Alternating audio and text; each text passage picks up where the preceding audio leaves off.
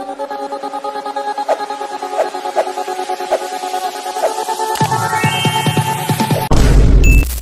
hello. நம்ம இன்னைக்கு இந்த வீடியோல எந்த விஷயத்தை பத்தி பேச போறோம், யாரை பத்தி பேச போறோம் அப்படின்னு சொல்லி கேட்டோம் அப்படின்னா, இன்னைக்கு எக்கச்சக்கமான பொலிட்டிக்கல் கண்டென்ட்ஸா இருந்தாலும் சரி, கரண்ட் அஃபேர்ஸ் கண்டென்ட்ஸா இருந்தாலும் சரி, இது எல்லாமே வந்துட்டு கிடைச்சிட்டு தான் இருந்துச்சு அப்படின்னு சொல்லலாம். சரி, ஓகே, எதை வந்துட்டு ஃபைனலைஸ் பண்ணி இன்னைக்கு ஒரு வீடியோ அப்படின்றத நம்ம டெய்லி வந்துட்டு ஒவ்வொரு வீடியோ அப்லோட் பண்ணுவோம் இல்லையா, அந்த மாதிரி எந்த வீடியோ இன்னைக்கு அப்லோட் பண்ணலாம் அப்படின்னு சொல்லி பார்க்கும்போது பார்த்தோம் அப்படின்னா, திடுதிப்புன்னு வந்துட்டு நடிகர் மாதவன் இருக்கார் இல்லையா, அவர் அடுத்ததான் வந்துட்டு ஜிடி நாயுடுடைய லைஃப் ஸ்டோரியில் நடிக்க போறாரு அப்படின்ற ஒரு நியூஸும் வந்துட்டு கண்ணில் பட்டுச்சு. என்னடா இது, இவர் வந்துட்டு ராக்கெட்ரி படத்துலேயே பார்த்தோம் அப்படின்னா நம்பி நாராயணன் அப்படின்னு சொல்லக்கூடிய நம்மள 2K கிட்ஸா இருக்கக்கூடிய நம்மள பெரும்பாலானவங்களுக்கும் தெரியாத ஒரு சயின்டிஸ்டுடைய லைஃப் ஸ்டோரி அப்படின்றத எடுத்து நடிச்சிருந்தாரு. படம் பார்த்ததுக்கு அப்புறமா பார்த்தோம் அப்படின்னா இப்படிலாம் ஒரு சயின்டிஸ்ட் இருந்திருக்காரு பாரு இந்தியாவில் அப்படின்னு சொல்லி தோண வச்சுச்சு அப்படின்னு சொல்லலாம். அந்த மாதிரி ஒரு ஜிடி நாயுடுடைய லைஃப் ஸ்டோரியில் நடிக்க போறாராமாப்பா அப்படின்னு சொல்லி சொன்னதுக்கு அப்புறமா ஜிடி நாயுடுவை பற்றி சின்ன வயசுல பார்த்தோம் அப்படின்னா அங்கங்கே அப்பப்போ படிச்சிருந்தாலும் யார் இந்த ஜிடி நாயுடு அப்படின்றது நமக்கு எனக்கு ஃபுல்லாக தெரியாத ஒரு விஷயமா இருந்துச்சு அப்படின்னே சொல்லலாம். சரி, ஓகே, யார் தான் அந்த ஜிடி நாயுடு, அவருடைய லைஃப் ஸ்டோரி எடுத்து பண்ணுற அளவுக்கு அவருடைய லைஃப் ஸ்டோரியில் அப்போ என்ன இருக்குது அப்படின்னு சொல்லி சர்ச் பண்ணி பார்க்கும்போது தான் இந்தியா வந்துட்டு கொண்டாட நடந்த ஒரு எடிஷன், அது மட்டும் இல்லாமல் அங்கீகரிக்கப்படாத ஒரு அம்பானி அப்படின்னே சொல்லலாம். என்னப்பா சொல்கிற, ஜிடி நாயுடு வந்து அம்பானி அளவுக்கு ஒருத்தா அப்படின்னு சொல்லி கேட்டோம் அப்படின்னா, அவருடைய தலைமையின் கீழே 1 இல்லை 2 இல்லை கிட்டத்தட்ட 26 நிறுவனங்கள் வந்துட்டு பார்த்தோம் அப்படின்னா அன்னைக்கு காலகட்டத்திலேயே இயங்கிக்கிட்டு இருந்துச்சு அப்படின்னு வந்துட்டு சொல்கிறாங்க. ஸோ அந்த 26 நிறுவனங்களில் வந்துட்டு பார்த்தோம் அப்படின்னா ஒரு பக்கம் வந்துட்டு எப்படி சொல்கிறது, இன்னைக்கு டாடா கம்பெனி எப்படி இருக்காங்களோ அந்த மாதிரி வந்துட்டு இந்தியாவுடைய முதல் கார் அப்படின்றத உருவாக்குனதே ஜிடி நாயுடு தான் அப்படின்னு வந்துட்டு சொல்றாங்க. அது மட்டும் இல்லாமல் பார்த்தோம் அப்படின்னா சேவிங் ரேசர் இருக்கு இல்லையா, அதில் ஆரம்பிச்சு வால்கிளாக்ல ஆரம்பிச்சு அதுக்கப்புறமா வந்துட்டு பார்த்தோம் அப்படின்னா இன்னைக்கு வரைக்குமே உலகில் இந்த கார் வச்சிருந்தா அவ்வளோதாப்பா பணக்காரன் அப்படின்னு சொல்லக்கூடிய ரோல்ஸ் ராயல்ஸ் காரை அன்னைக்கு காலகட்டத்தில் அவருடைய லைஃப் டைமுமே வச்சிருந்த ஒருத்தர் தான் ஜிடி நாயுடு அப்படின்னு வந்துட்டு சொல்றாங்க. ஸோ இப்படி கேட்கவே இன்ட்ரெஸ்டிங்காக இருக்கு இல்லையா. இது மட்டும் இல்லாமல் தோண்ட எக்கச்சக்கமான இன்ட்ரெஸ்டிங்கான விஷயங்கள் அப்படின்றதையும் அவர் செஞ்சிருக்காரு. ஸோ இப்படிப்பட்ட ஒருத்தருடைய லைஃப் ஸ்டோரி வந்துட்டு பார்த்தோம் அப்படின்னா எனக்கே இத்தனை நாள் தெரியாமல் இருந்துச்சு. ஸோ இந்த மாதிரி யாருக்கும் தெரியாமல் இருந்துடக்கூடாது. அது மட்டும் இல்லாமல் இந்தியா கொண்டாட மறந்த ஒருத்தரை பற்றி நம்ம பேசணும் அப்படின்றதுனால தான் இன்னைக்கு இந்த வீடியோ அப்படின்றத நம்ம ரெக்கார்ட் பண்ணிக்கிட்டு இருக்கோம். ஸோ நீங்களும் ஜிடி நாயுடு லைஃப் ஸ்டோரி இருக்கு இல்லையா, அதை கேட்க ரொம்ப இன்ட்ரெஸ்டிங்காக இருந்தீங்க அப்படின்னா மறக்காம சேனலை சப்ஸ்கிரைப் பண்ணிட்டு இதே மாதிரி அப்பப்போ அப்டேட்டாக போயிட்டு இருக்கக்கூடிய வீடியோஸ் இருக்கு இல்லையா, அது கரண்ட் அஃபேர்ஸாக இருந்தாலும் சரி, பாலிடிக்ஸாக இருந்தாலும் சரி, ஸ்போர்ட்ஸாக இருந்தாலும் சரி, அப்பப்போ அப்டேட்டாக போயிட்டு இருக்கக்கூடிய விஷயங்களை நீங்கள் தொடர்ந்து தெரிஞ்சுக்கணும் அப்படின்னு ஆசைப்பட்டீங்கன்னா மறக்காம சேனலை லைக் அண்ட் சப்ஸ்கிரைப் பண்ணிக்கோங்க. ஸோ ஃபர்ஸ்ட் ஆஃப் ஆல் யார் இந்த ஜிடி நாயுடு அப்படின்னு சொல்லி பார்த்தோம் அப்படின்னா 1983 மார்ச் 23 பிறந்த ஒரு பையன் தான் ஜிடி நாயுடு அப்படின்னே சொல்லலாம். ஸோ இவ்வளோ பெரிய சயின்டிஸ்ட், இவ்வளோ பெரிய பணக்கார அப்படின்லாம் சொல்கிறோம் இல்லையா, அப்போ அந்த அளவுக்கு படிச்சிருக்காரா, அன்னைக்கு காலகட்டத்தில் வந்துட்டு நேரு மாதிரி போய் கேம்பிரிட்ஜ் யூனிவர்சிட்டியிலலாம் படிச்சிருக்காரா அப்படின்னு சொல்லி கேட்டோம்னா கிடையாது. வெறும் 4வது தான் படிச்சிருக்காரு. அது மட்டும் இல்லாமல் அந்த 4வது வரைக்கும் படித்ததுமே பார்த்தோம் அப்படின்னா தமிழ் மீடியமில் அப்படின்னு சொல்லலாம். ஸோ ஜிடி நாயுடுவை பொறுத்த வரைக்குமே இந்த ஸ்கூலுக்குள்ளே போய் உட்காந்து டீச்சர் சொல்லித்தரத்த பாடம் இருக்கு இல்லையா, அதை படிக்கிறது அப்படின்றதெல்லாம் இன்ட்ரெஸ்ட் கிடையாது. ஏதாவது ஒன்று புதுசாக உருவாக்கணும், இனோவேஷன் அப்படின்னு சொல்லுவாங்க இல்லையா, நம்மளால் ஏதாவது ஒன்று புதுசாக பண்ணணும் அப்படின்றதுல தான் அவருக்கு எக்கச்சக்கமான இன்ட்ரெஸ்ட். அதனால வந்துட்டு பார்த்தோம் அப்படின்னா 4வதுக்கு அப்புறமா ஸ்கூலுக்குலாம் பெரிய அளவில் போல, அதுக்கப்புறமா அவங்க அப்பாவோட போய் தோட்டங்களில் வேலை அப்படின்றதெல்லாம் பார்க்க ஆரம்பிக்கிறாரு.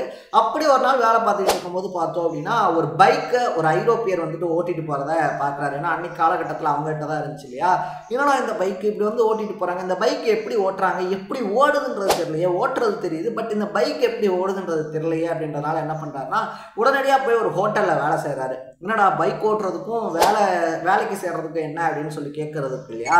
ஸோ அவர் வேலைக்கு சேர்ந்ததுக்கு அப்புறமா என்ன பண்ணுறாரு அப்படின்னா அந்த ஹோட்டலில் வாங்குற சம்பளத்தை எல்லாத்தையுமே சேர்த்து வச்சு ஒரு நாள் ஒரு அமௌண்ட் வந்ததுக்கு அப்புறமா பார்த்தோம் அப்படின்னா அந்த ஐரோப்பியர் இருக்காரு இல்லையா, அவரை போய் பார்த்து உங்கள் பைக் என்ன விலை அப்படின்னு சொல்லி அந்த பைக்கை காசு கொடுத்து வாங்குறாரு. ஸோ இப்போ நம்ம எல்லாத்துக்குமே என்ன தோணும் அப்படின்னா சரி ஓகே பைக்கை வாங்கிட்டாரு, இப்போ பைக்கை ஓட்ட போறாரு அப்படின்னு தோணும் இல்லையா. பட் ஜிடி நாயுடு என்ன பண்ணுறாரு அப்படின்னா காசு கொடுத்து வாங்கின பைக்கை அக்கக்கா பிரிக்கிறாரு. அக்கக்கா பிரித்து மறுபடியும் அந்த பைக் எப்படி ஓடுது அப்படின்றத தெரிஞ்சுக்கிட்டு மறுபடியும் எப்படி பிரிச்சாரோ அதே மாதிரி சேர்த்தும் காமிக்கிறாரு அப்படின்னு சொல்லலாம். இது சுற்றி இருந்த எல்லாத்தையுமே ஆச்சரியத்தில் ஆழ்த்துது, இந்த பையன்கிட்ட ஏதோ ஒன்று இருக்குப்பா அப்படின்னு சொல்லிட்டு.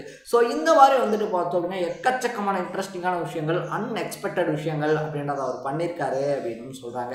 ஸோ இப்படி போகும்போது தான் பார்த்தோம் அப்படின்னா இந்த இயற்கையியல் சம்பந்தமான விஷயங்கள்லாம் வந்துட்டு அவர் தெரிஞ்சுக்கிட்டு இந்தியாவுடைய முதல் கார் அப்படின்றத உருவாக்குனதும் ஜிடி நாயுடு தான் அப்படின்னே சொல்லலாம். இது ஸோ அது மட்டும் இல்லாமல் பார்த்தோம் அப்படின்னா அந்த சேவிங் ரேசர் இருக்கு இல்லையா, அதையுமே வந்துட்டு பார்த்தோம் அப்படின்னா ஜிடி நாயுடு தான் கண்டுபிடிச்சிருக்காரு அப்படின்னு சொல்லலாம். ஸோ ஒரு டைம் வந்துட்டு பார்த்தோம் அப்படின்னா ஐரோப்பாவுக்கு போகிறாரு. அப்போ வந்து இந்த செகண்ட் வேர்ல்டு வார் டைம் அப்படின்றதுனால வந்துட்டு அங்கே ஷேவிங்கான பிளேடுகளுக்கு எக்கச்சக்கமான தட்டுப்பாடு அப்படின்றது இருக்குது. ஸோ இதை வந்துட்டு பார்த்தோம் அப்படின்னா ஜிடி நாயுடு தெரிஞ்சுக்கிறாரு. இதுக்கு நம்ம என்ன சொல்யூஷன் கொடுக்க முடியும் அப்படின்னு சொல்லி யோசிச்சுக்கிட்டே பார்த்தோம் அப்படின்னா ஒரு பேக்கரிக்கு போகிறாரு. ஸோ அங்கே வந்துட்டு பார்த்தோம் அப்படின்னா பிரெட்டை கட் பண்ணுறதுக்கு அப்படின்னு சொல்லிட்டு பல வகையான மிஷின்ஸ் அப்படின்றத வச்சுருக்காங்க. இதை பார்த்தோன்னே ஜிடி நாயுடு என்ன பண்ணுறாரு அப்படின்னு சொல்லி பார்த்தோம்னா வேக வேகமாக ஒரு பொம்மை கடைக்கு போகிறாரு. பொம்மை கடைக்கு போய் ஒரு கார் வாங்குறாரு. ஸோ அந்த காரை வாங்கி பார்த்தோம்னா காருக்கு மேலே இருக்கக்கூடிய அந்த பார்ட்ஸ் எல்லாம் பிரித்து வீசிட்டு அந்த காருக்குள்ள ஒரு மோட்டர் இருக்கு இல்லையா, அந்த மோட்டரை எடுத்து அந்த பேக்கரியில் பார்த்த அந்த பிளேட்ஸினுடைய மினிமைஸ் அந்த சிம்பிள் அப்படின்ற மாதிரி பண்ணுறாரு. அந்த பிளேடையே பார்த்தோம்னா மினிமைஸ் மாதிரி பண்ணிட்டு அந்த மோட்டரோட அட்டாச் பண்ணுறாரு. அதுவும் ஒர்க் அவுட் ஆகுது. ஸோ அப்படி கண்டுபிடிச்ச அந்த கண்டுபிடிப்பை பார்த்தோம் அப்படின்னா ஐரோப்பாவில் வியாபாரத்துக்கு கொண்டு வராங்க. கொண்டு வந்த ஒரே மாதத்தில் பார்த்தோம் அப்படின்னா கிட்டத்தட்ட 7500 ரேசஸ் அங்கே வித்தும் தீருது அப்படின்னு சொல்லலாம். ஸோ இந்த மாதிரி எக்கச்சக்கமான கண்டுபிடிப்பு அப்படின்றத கண்டுபிடிச்சு அது எதுக்குமே பார்த்தோம் அப்படின்னா மோஸ்ட்லி இந்த காப்பி ரைட் அப்படின்றத வாங்கி வைக்காததுனால தான் இந்தியா கொண்டாட மறந்த ஒரு விஞ்ஞானியாகவும் தொழிலதிபராகவும் ஜிடி நாயுடு பார்க்கப்படுறாரு அப்படின்னு சொல்லலாம். ஸோ இது மட்டும் இல்லாமல் பார்த்தோம் அப்படின்னா இந்த ஜூஸ் மேக்கர் இருக்கு இல்லையா, ஜூஸ் மேக்கராக இருந்தாலும் சரி, உருளைக்கிழங்க தோல் உரிக்கக்கூடிய மிஷின்ஸாக 1940ஸ்லேயே கண்டுபிடிச்சதாக இருந்தாலும் சரி, வால் கிளாக் இருக்கு இல்லையா, வால் கிளாக்கை கண்டுபிடிச்சது, ரேடியோகிராமு, அது மட்டும் இல்லாமல் 1937 இந்தியாவுடைய ஃபர்ஸ்ட் எலக்ட்ரிக்கல் மோட்டார் அப்படின்றத வந்துட்டு கண்டுபிடிக்கிறாரு. அது மட்டும் இல்லாமல் இன்னைக்கு பெரிய பெரிய ப்ரொமோட்டர்ஸ்லாம் வந்துட்டு பார்த்தோம் அப்படின்னா இந்த 11 மணி நேரத்தில் வீடு கட்டி சாதனை, அது மட்டும் இல்லாமல் வந்துட்டு பார்த்தோம் அப்படின்னா ஒரு நாளுக்குள்ள வீடு கட்டி சாதனை பண்ணுறோம் அப்படின்னு சொல்லி பண்ணிக்கிட்டு இருக்காங்க இல்லையா. அன்னைக்கு காலகட்டத்திலே வந்துட்டு பார்த்தோம் அப்படின்னா 1 BHK 700 ரூபாய்க்கும் 2 BHK வந்துட்டு பார்த்தோம் அப்படின்னா 1100 ரூபாய்க்கும் கட்டுறதுக்கான பிளானையும் ஜிடி நாயுடு வச்சிருந்தாரு அப்படின்னு சொல்லப்படுது. அப்படியே அப்படி கட்டக்கூடிய வீடுகளை பார்த்தோம் அப்படின்னா ஒரே நாளில் கட்டி முடிக்கிறதுக்கான பிளானும் ஜிடி நாயுடு வச்சிருந்தாரு அப்படின்னு சொல்றாங்க. அது மட்டும் இல்லாமல் இன்னும் எக்கச்சக்கமான விஷயங்கள் அப்படின்றத பண்றாரு. முதல்ல பார்த்தோம் அப்படின்னா தனியாக ஒரு பஸ் அப்படின்றத வாங்கி அந்த பஸ்ஸுக்கு டிரைவர் கண்டக்டர் எல்லாமே ஓட்டின அவர் பின்னாட்களில் பார்த்தோம் அப்படின்னா கிட்டத்தட்ட 600 பஸ்ஸுக்கு ஓனராகவும் இருந்தார் அப்படின்னே சொல்லலாம். அதனுடைய கண்டினியூட்டியாக தான் பார்த்தோம் அப்படின்னா நம்ம முன்னாடியே சொன்ன மாதிரி 26 நிறுவனங்களுக்கு தலைவராகவும், அது மட்டும் இல்லாமல் சித்த மருத்துவம் இருக்கு இல்லையா, ஸோ சித்த மருத்துவத்தில் பார்த்தோம் அப்படின்னா எக்கச்சக்கமான ரிசர்ச் அப்படின்றது பண்ணி அதுலேயும் நிறைய மருந்துகள் கண்டுபிடிச்சிருக்காரு அப்படின்னு சொல்லப்படுது.